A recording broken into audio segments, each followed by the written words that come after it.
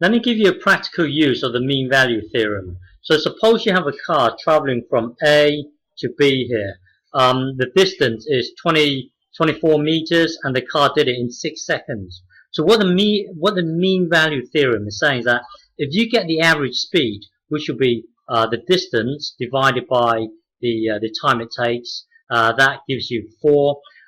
What the mean value theorem is saying is that somewhere along the journey, somewhere in between A and B, somewhere along the journey, the car must have done 4 meters per second. The speed must have been so the car could go really slow at first, and then it speeds up and then slows down. Well, somewhere along the journey, the car must have done 4 meters per second. It could there could be more than 4 meters per second, but there is at least one point along the journey where the car has done 4 meters per second. So what it's saying is that, well, let's translate this into a graph.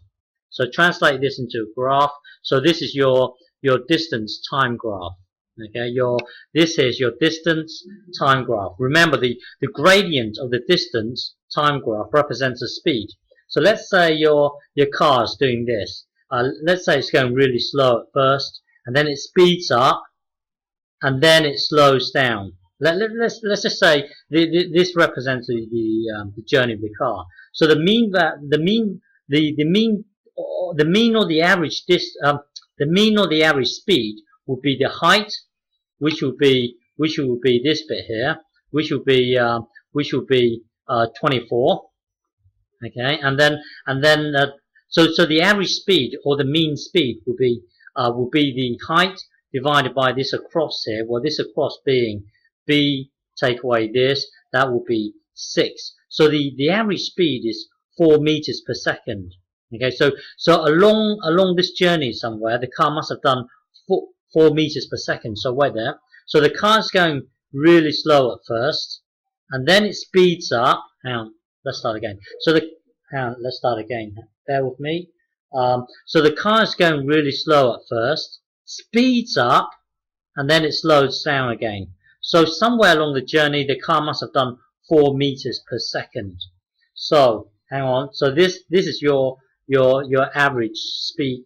The gradient here represents the average speed. So let me just move it all the way down, and then move it up slowly. You see at this point here, wait there. At this point here, bear with me. At this point here, the car must have done 4 meters per second here. 4 meters per second. So the gradient here, the gradient represents the speed. The gradient here, well, the speed here is 4 meters per second. Or there could be other values, but the point here is that there must exist at least one 4 meters per second. So wait there, all the way. Let me just move this all the way to the top, and then slowly move it down. You see, at this point here, the car is doing 4 meters per second.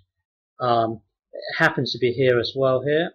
So hang on, yeah, at this point here, the car is also doing 4 meters per second. Even if the car, hang on, even if the car is going really fast at first, hang on, even if the car is going really fast at first, and then it slows down, hang on, even if the car is going really fast at first, and then it slows down, now it's going really slow. Here, there must exist somewhere in this journey, the car must have done 4 meters per second. So hang on, get our mean distance, get our mean speed up. Wait there. This represents our mean speed here. So hang on. So let me just move it all the way to the top, and then let me just move it down slowly. You see, right at this point here, bear with me. Right at this point here, the car must have done 4 meters per second right here. Okay, so the point is that the given that the distance is 24 and the car did it in 6 seconds, you know that somewhere along the journey the car must have done 4 meters per second. Okay, this is one application of the use of the mean value theorem. Okay.